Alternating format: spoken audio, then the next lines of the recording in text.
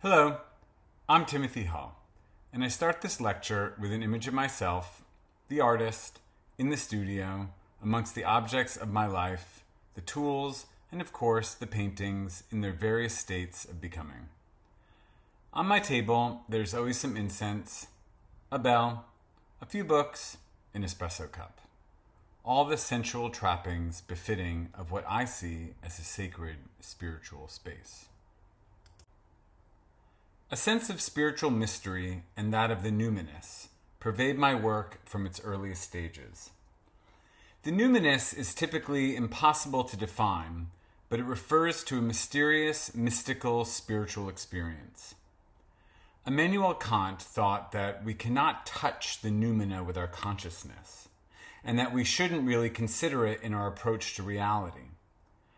But I don't really believe in the Kantian prohibition of noumena, because I believe that, indeed, through art, the numinous can be approached.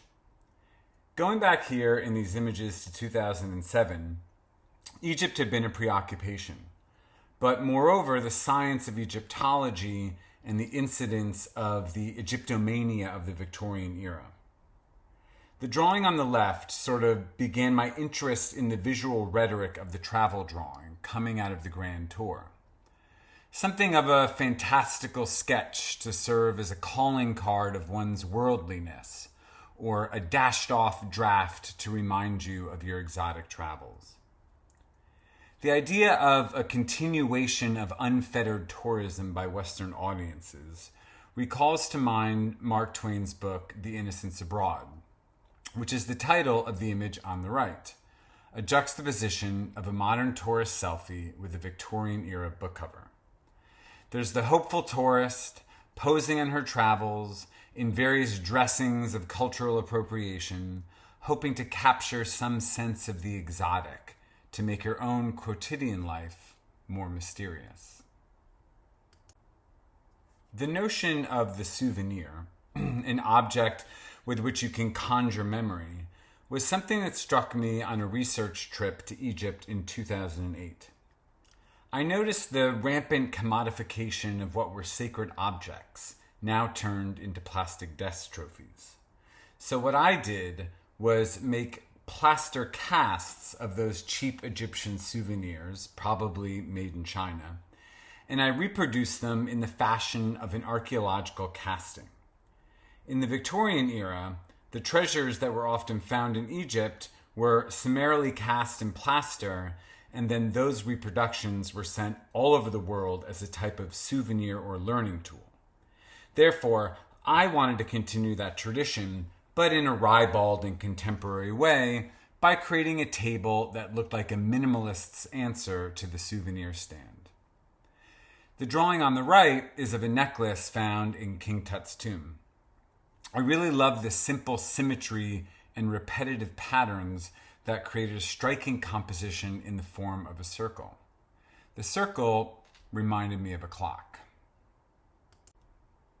Time, Clock of the Heart, is a song by the Culture Club, a 1980s gender-bending pop group from England featuring the pioneering fashion of Boy George. The piece on the left is titled after that song. This is a wall installation comprised of multimedia elements such as photos from my Egypt trip, a clock that I used as a substrate on which to collage, and various schematic aspects of mapping, denoting a sense of adventure. In this way, I'm starting to think about how disparate elements, placed in relation to each other, can create new questions and compelling narratives. The drawing to the right, in blue gel pen, is of a statue of an Egyptian woman as seen from the back. I was really quite intrigued by looking at the back of a statue, because it's always the front that gets our attention. A fun part of being an artist is looking at things in a different manner than you're generally legislated to look at them. Continuing on the Egypt theme, the way objects are displayed, either in a glass case or in a museum gallery, was also a visual pastiche that caught my imagination. Like this drawing on the left of the Egyptian Archaeological Museum in Cairo, or even in the installation of one of my exhibitions, like this one on the right, You can see the table with all the plaster casts of objects, looking like a makeshift souvenir stand you'd likely see on the side of the road in Egypt. The idea of arrangement is a central preoccupation, because where you place something in relation to something else can direct and change the context and the way in which an image is read and understood. After traveling through Egypt and becoming sort of disgusted and shocked by the tourism and commodification of Egyptian images and objects, a lot of my work began to have a more cynical attitude, such as this work on the left, which was an installation of strange tourist photos turned into large photocopies featuring a table littered with broken plaster objects, fake currency, and altogether looking sort of like a night of gambling gone wrong. This was a show I did in Italy where I sent all the plaster casts in a box without proper packaging, in hopes that the long-distance travel would naturally break the plaster into pieces, which, of course, it did, so it was fun to harness the power of chance and coincidence to create this ensemble of broken pieces. It was also a period where I didn't really have a great painting studio, so I was working more in photography and graphic images, which certainly laid some essential groundwork for my later paintings. That banner in the middle features an incendiary quote by Tertullian, an early Christian author from Carthage. Even though he asked, "What has Athens to do with Jerusalem?" in the 2nd century AD, a few thousand years later, we're still pondering the critical aspects of that question, which is essentially the divide between East and West. I guess some things never change, which is what I love about history. It doesn't really repeat, but it very often rhymes.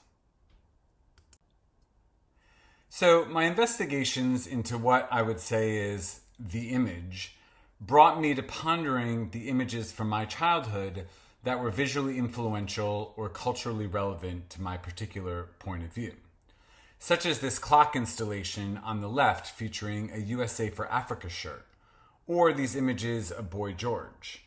The one on top in particular, where he is posing in front of the Parthenon in Athens, and this more recent drawing I did of Boy George in his full elaborate regalia.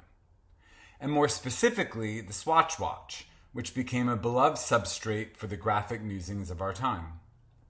The painting on the right is from a series of swatch paintings that I still continue to revisit today. On a personal note, I also have been collecting Swatch watches for a few decades, and it's pretty much the only watch that I wear. So if you ask me how I situate myself in my art, this is a pretty good example. So what does Boy George and Swatch watches have to do with antiquity? Well, they're relevant because I, as the artist, say so. They're also relevant because although they may be objects fixed in time, they do have archetypal and universal qualities, not unlike many of the images you see painted on Greek vases. So, coming out of Egypt in a line of history, it's fairly obvious that you may come across ancient Greece. Now, there was a culture that really loved the object, both in human and in plastic form. Plastic in the sense of malleable matter, of course. And in the contemporary age, we have the pleasure of seeing all these objects in disparate collections, stuffed into glass boxes, a context that any person from ancient Greece would be confounded by.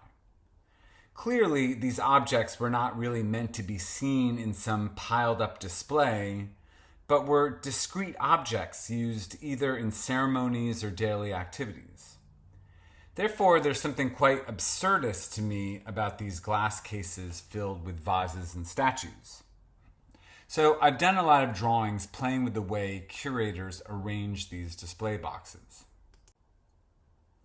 I think the iconic structures of antiquity are also really quite compelling.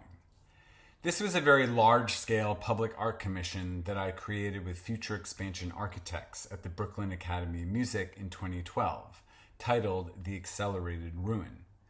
It was meant to resemble some kind of tall ziggurat, and the exterior cladding were panels that we created from mycelium, which is really the organic matter of mushrooms. The concept was that the mushroom cladding would disintegrate over the course of a year and reveal the internal structure of aluminum poles, leaving behind this ghost image of the structure. This project was a great lesson in managing budgets, teams of people, production of architectural material, and actually constructing something so ambitious. For a while, the public could mingle amongst the remains of the ruin like you can in Rome, and admire the subtle outline of the ghost structure. I think an aspect I enjoyed most about this project was that the mushroom cladding actually looked like some kind of ancient marble or stone wall. And over the year, it did disintegrate and eventually was taken down and a luxury high-rise built in its place. So it's funny that the wall of mushroom cladding gave way to the sheer glass wall of a skyscraper. The wall itself is an interesting metaphor. Humans have been fascinated with decorating walls since prehistoric times.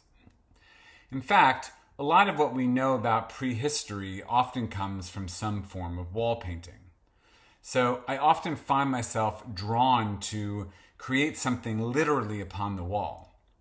This mural, titled Discovering the Disenchanted Byzantines, depicts some strange formal relationships of anthropomorphic vases in some type of procession.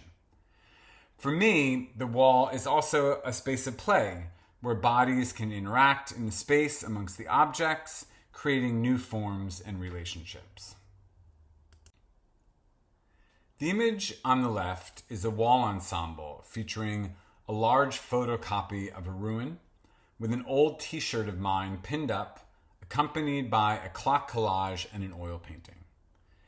This is where image and object are in an interesting relationship, problematized by the temporal nature of ephemera. A painting itself is stable, but once you start placing it amongst all this other material, its stability becomes questionable. On the right is an inspiration wall that was in my painting studio in Greenpoint, Brooklyn. Here, the wall is a discursive space, where images are in free-form relationship, a hodgepodge of imagery that supports my ideas and gives me some energy. You can see the singer Sinead O'Connor, the poet Frank O'Hara, the Egyptologist who discovered King Tut's tomb, Howard Carter, paintings by David Hockney, Glenn Goldberg, and various irreverent stuff. Continuing to speak of walls, the painting here on the left, titled Pastiche Cicero, uses as its source material an enlarged image from a scratch of graffiti found on a wall in Pompeii. You can see the painting within an exhibition installation on the right. I love the idea of making a painting in the modern era of a little scribble done 1,000 years ago on a wall. Taking something small, forgotten, meaningless, or discarded, and making a large painting out of it seemed like a pretty ridiculous and radical thing to do. Art has a unique way of elevating the everyday or highlighting the forgotten. What would it be like to find yourself in a dirty, graffitied bathroom in a gay nightclub in 5th century BC Athens? I don't really know, but I tried to recreate it from my own imagination. This bathroom installation was called Reel Around the Fountain, after the Smiths song and, of course, the Duchamp urinal. This was just a back closet in the gallery where I had a urinal placed and scented the room with bay leaves and cedar. There was a sacredness to this space, an environmental and sensual experience that felt really good to be in. The graffiti on the wall was sourced from the actual ancient wall graffiti found in the Agora in Athens, which made it feel like a telephone line through time. So now I'm really entering into some serious painting talk here. Starting in around 2015, I began to devote myself to the craft and concept of oil painting. This painting, about 4 feet square, features the silhouette of the kouros, an archetypal form of a young man, often rather androgynous in appearance. Flittering about him is a series of glyphs and motifs in a thick impasto, and the grayscale so ubiquitous in minimalism. I was thinking a lot about how Jasper Johns used an array of motifs as a way of solving problems of visual perception in painterly space. I was also inspired by certain aspects of minimalism in pop art, but trying to insert my own voice. This painting, which is about 5 feet tall, features a pattern I developed of a field of glyphs ensconced in a tessellated background, complicating the figure-ground relationship. You can see in the detail image that the surface is heavily textured with a rich impasto and small repetitive brushstrokes. From afar, the image appears flat, but upon closer inspection, one can notice an intense surface change that captures every angle of light and creates a scintillating surface that's hard to read.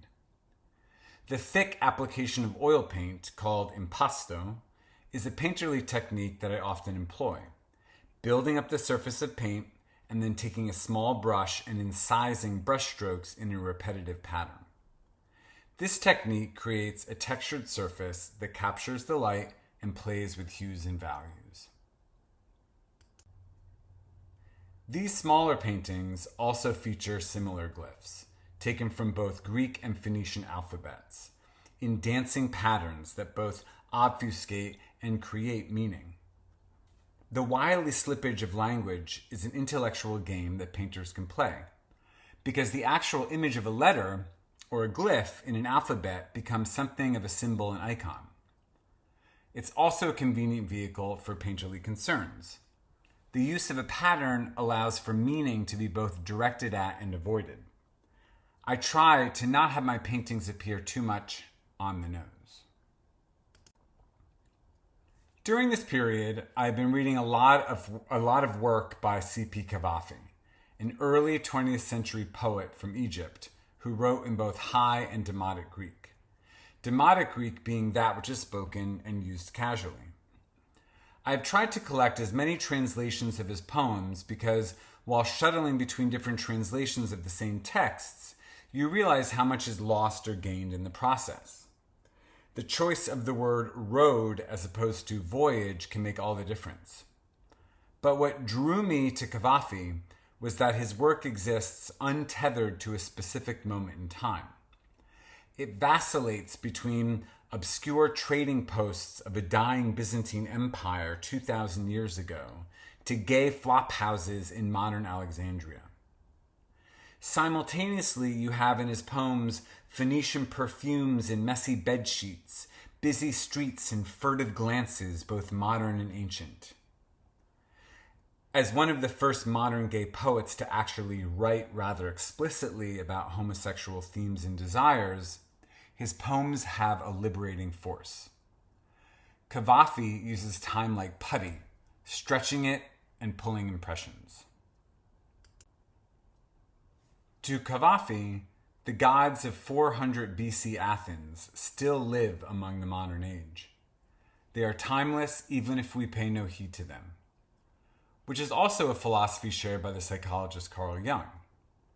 This is a painting inspired by a poem that I'd like to share with you, which he wrote in 1911 titled Ionic, which speaks to the continuity that can be found within a fraught world of change. Ionic. That we've broken their statues, that we've driven them out of their temples, doesn't mean at all that the gods are dead. Oh, land of Ionia, they're still in love with you. Their souls still keep your memory. When an August dawn wakes over you, your atmosphere is potent with their life, and sometimes a young, ethereal figure, indistinct, in rapid flight, wings across your hills.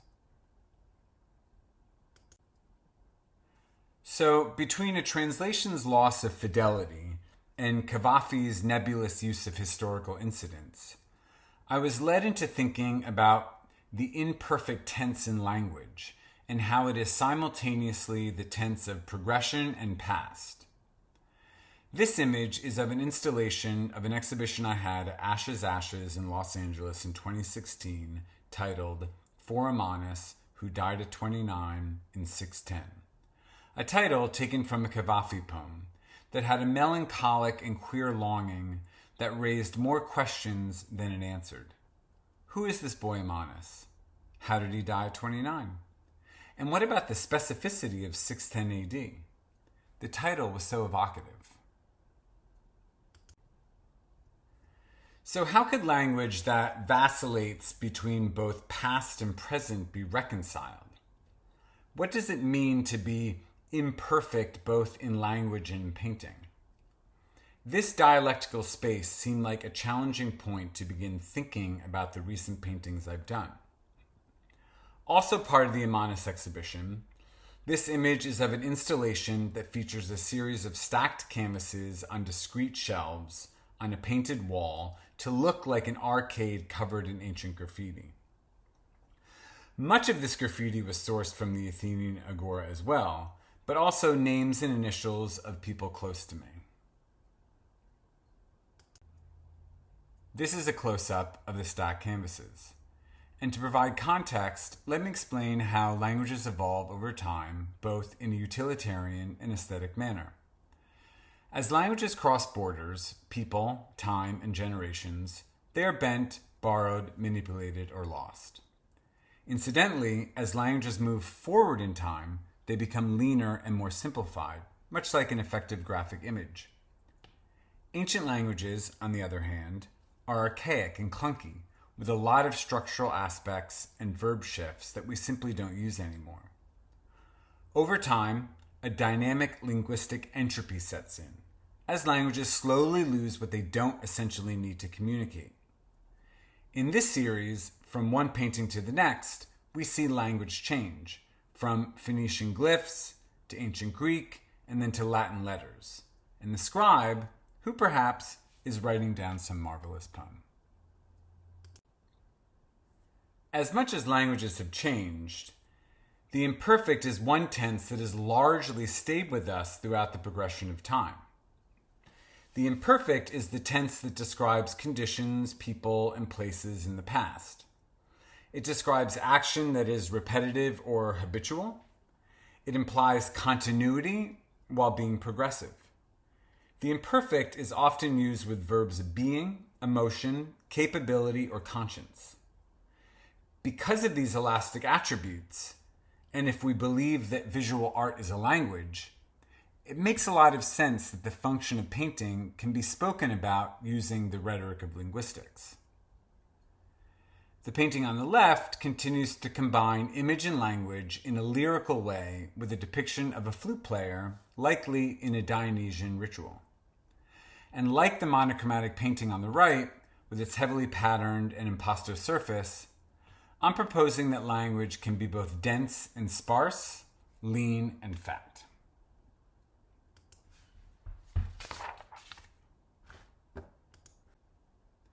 Yet, I continue to be interested in how images convey a sense of place and a feeling of time.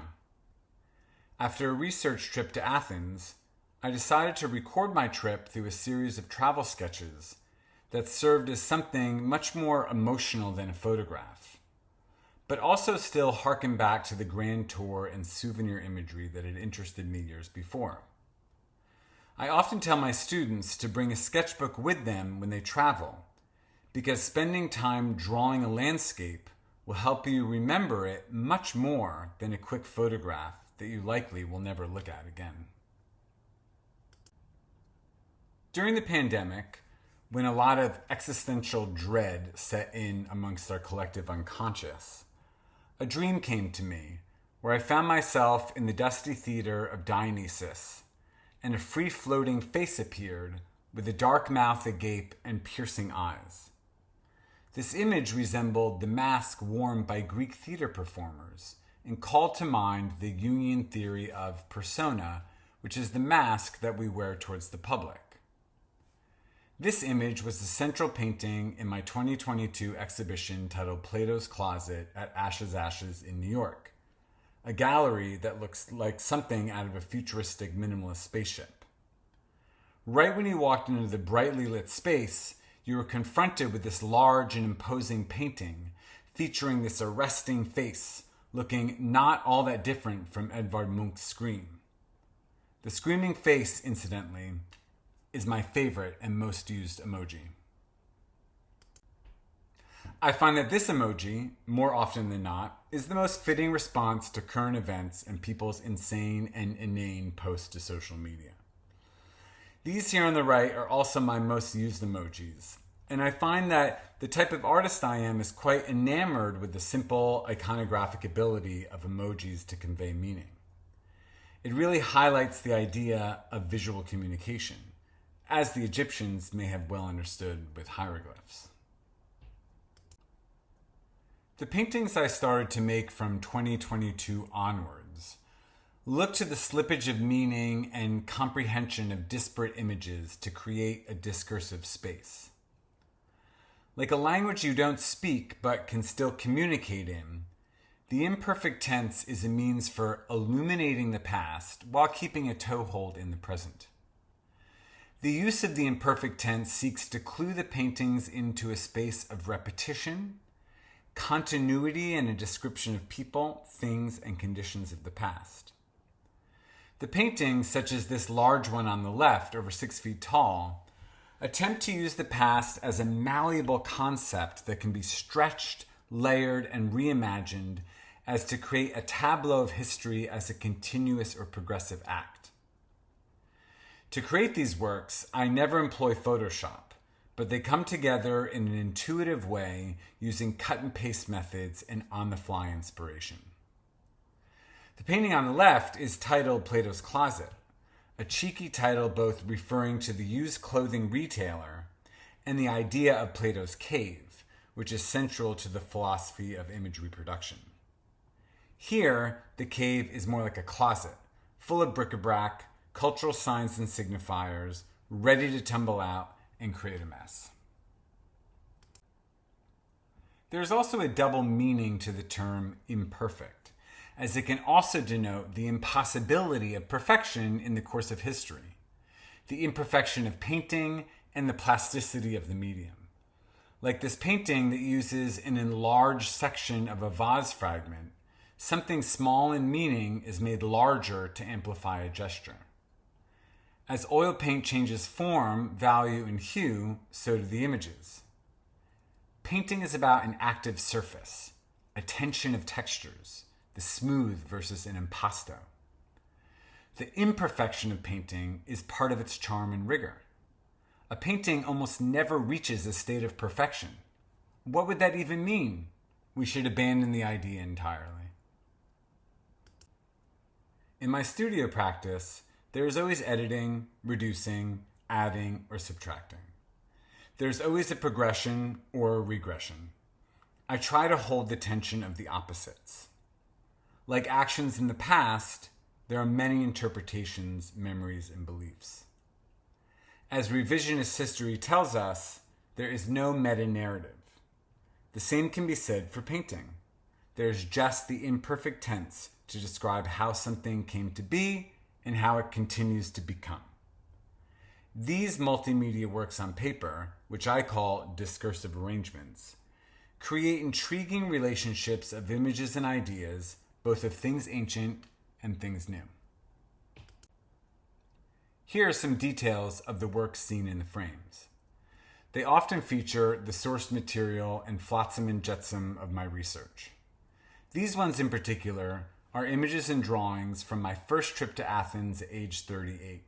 Coincidentally, the same age that the poet Cavafy took his first trip to Athens. I fantasized that I was walking in his footsteps. Images of myself, the rear ends of Kouros statues, glass display cases, and pattern studies are some of the elements that make up these works. It's been an interesting process to accumulate various images, signs, symbols, and icons from my research, conducted both in the field, in archives, and online. And I also dig into the recesses of my mind to put together a series of visual questions and puzzles, such as these two paintings featuring a wide array of both personal and historical source materials. These paintings were inspired by Nietzsche's art theory treatise, The Birth of Tragedy, and attempt to display the dialectical relationship of the Apollonian and Dionysian in artistic practice.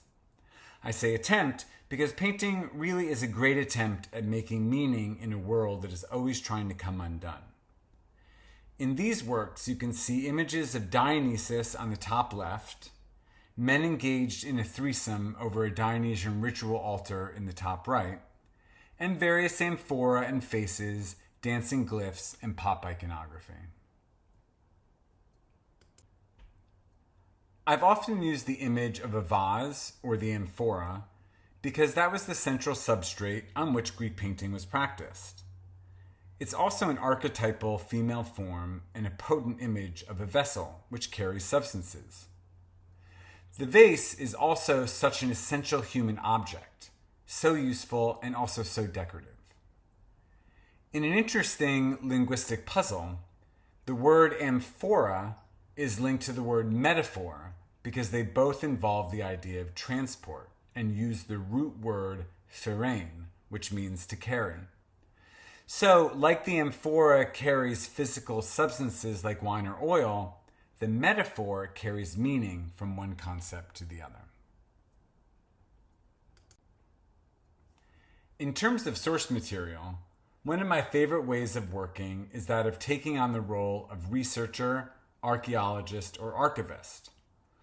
For my exhibition at the Carlos Museum in Atlanta, I spent several days in the archives and storage rooms, observing, documenting, and inquiring about the fragments of Greek vases in the collection.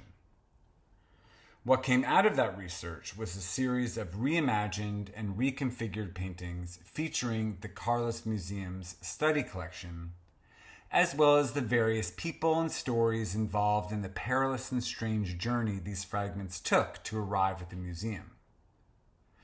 I was particularly fond of the imagery of Dionysus and his retinue of satyrs. There is great psychological resonance to Dionysus and his symbols of revelry and letting go, and I find we could use more of that in our all too rational lives. These discursive arrangements, all pertaining to the Carlos Museum at Emory University and its collection, are something akin to an inspiration board or a pin-up wall in an investigation. It's my way of processing and arranging information to both clarify and scramble what could be very concise and tight narratives, in order to problematize certainty and offer various scenarios. Playing with the visual rhetoric of the museum display case, these works are like mini exhibitions in and of themselves, or like chapters in a larger book. They create new stories and relationships concerning all the people, controversies, places, and things associated with the research I did while visiting the Carlos Museum. My research into the fragments led to the creation of my largest painting to date, a 20-foot mural that appears something like a classical frieze, which is displayed within the Greek and Roman galleries of the Carlos. I think it's a provocative notion to take a very small thing like a broken fragment, to enlarge it and place it wholly in a new context. If only that vase painter from 5th century BC Athens could see where their little painting has ended up now. This work is titled Puzzling Pieces, because it is always puzzling how these very small pieces of painted clay have survived thousands of years to only find their way across strange oceans, distended in both location and context from their original and intended use. It seems everything in this world is in a constant journey or state of transition. That being said, I'd like to end with another Cavafy poem, this one titled Ithaca, a poem coincidentally about journeys and transitions. Ithaca. As you set out for Ithaca, hope the voyage is a long one, full of adventure, full of discovery, Lastrygonians and Cyclops, angry Poseidon. Don't be afraid of them. You'll never find things like that on your way, as long as you keep your thoughts raised high, as long as a rare excitement stirs your spirit and your body. Lastrygonians and Cyclops, wild Poseidon, you won't encounter them unless you bring them along inside your soul, unless your soul sets them up in front of you. Hope the voyage is a long one. May there be many a summer morning when, with what pleasure, what joy, you come into harbor seen for the first time. May you stop at Phoenician trading stations to buy fine things, mother of pearl and coral, amber and ebony, sensual perfume of every kind, as many sensual perfumes as you can. And may you visit many Egyptian cities to gather stores of knowledge from their scholars. Keep Ithaca always in your mind. Arriving there is what you are destined for. But do not hurry the journey at all. Better if it lasts for years, so you are old by the time you reach the island, wealthy with all you have gained on the way, not expecting Ithaca to make you rich. Ithaca gave you the marvelous journey. Without her, you would not have set out. She has nothing left to give you now. And if you find her poor, Ithaca won't have fooled you. Wise as you will have become, so full of experience, you will have understood by then what these Ithacas mean. Thank you.